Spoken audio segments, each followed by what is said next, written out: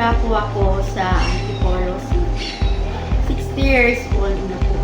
Na-hired po ako sa SMS noong September 7, 1997 bilang supervisor. Naka-pwesto po ako sa SM Bacoor ng 6 years. Then, 1 year po ako dun.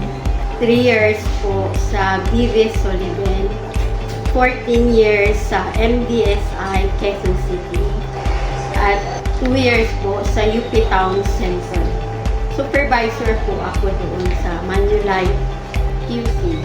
Papasalamat po ako sa buong staff ng SNS, sa lahat po ng mga kasamahan ko sa trabaho dati. Pagbutihin lang po nila ang trabaho nila para po maging successful po sila sa trabaho nila at matatagalan po sila. Maraming salamat.